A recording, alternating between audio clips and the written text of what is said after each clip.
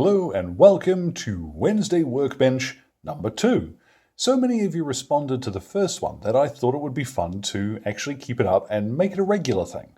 Maybe not every single Wednesday, although we'll see how we go. I've always got something on the workbench, and I like hearing what other folks are up to. Last week there were 90-something responses to the question, hey, what's on your workbench? What are you painting?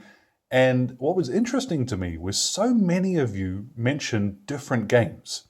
I know that Games Workshop stuff is sort of the bread and butter out there, but a lot of you were mentioning things like Bolt Action, Stargrave, This Is Not a Test. There was a huge range of games being talked about, and it's really encouraging because, I grew up with Space Marines and all that sort of stuff, and it's always going to be a love of mine. I love 40K, 30K, that sort of stuff. But I also love that there are so many options. And particularly in this day and age, an age of self-publishing and being able to produce 3D sculpted miniatures for sale, I think gamers have never had it so good with as many options as we have nowadays. So the question goes out to you again. What are you doing this week? I know that some of you will have received your Horus Heresy pre-orders if the postal service where you are is treating you right. But if there's any finished projects that you got from last week, or you're just starting something new, let me know in the comments. I'm genuinely curious, and I really appreciate when folks take the time to say hi. I point out all the time, I'm just some dude, so if you're willing to share a few seconds with me just to say hi or fill me in on what you're doing, I find it really exciting. I love knowing what people's hobby stuff is doing at the moment. So let me know. Let's have a look at what I'm doing. Some of you might have seen on the YouTube posts section that I had finished the Tilly almost immediately after showing you in last week's video.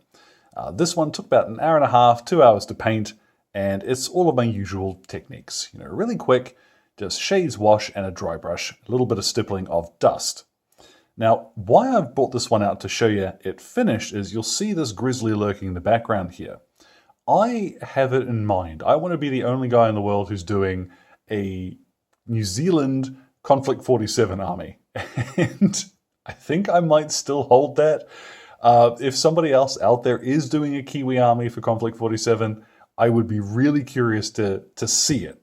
If you can send photos or something, or just link in the comments, I would love to see it. But I think I'm the only one so far. So what I am going to do is this cow print camo on the grizzly as well, which is anachronistic. Now the thing is, because that's going to be painted in the same way as other desert style vehicles, I might do it as a video for the channel. Some of you have asked about painting desert vehicles for the British Army, Commonwealth Forces too, and it's all the same method. Whether it's a Tilly or a grizzly, if you want that result, it's going to be the same way. So We'll think about it. Sound off in the comments if you do want to see this one done for the channel. I am dead curious. Now, like most folks that have a 3D printer, I can't help but mention I have a 3D printer. The folks at Elegoo very kindly sent me a Mars 3 to have a play with, and the idea has been to compare it to the Mars 2 Pro that I've got. Short answer is it's a nicer machine, and I want to do a video specifically not so much just on the difference between those two printers, but the benefit versus the cost and input and what have you for a wargamer. The short answer, I would say, if you've got the space and you've not got littlies who have sticky fingers who want to get into anything, a 3D printer is a pretty good investment. But I'll touch on that in detail another time.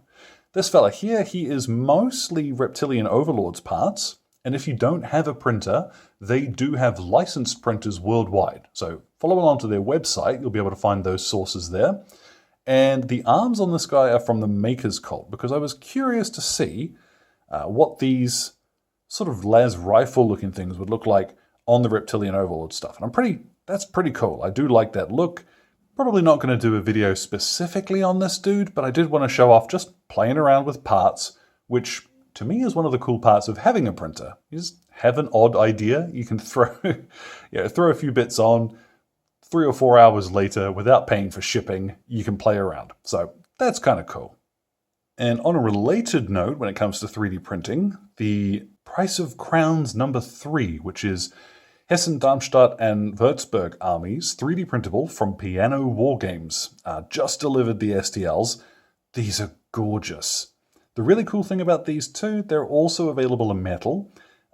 But if you have got a printer that gives you halfway decent results, these are the files that the sculptor Lucas used to create the metal masters. So they're stunning. But one of the really cool things about this particular set is the curious case of the headless Hessians, where you have actual printable sprues of heads, which are really cool. So you can have either the Sharkos or the Bicorns, and I am undecided how I want to assemble them. What I'm going to do with these guys is actually, I want to do some alternate history stuff.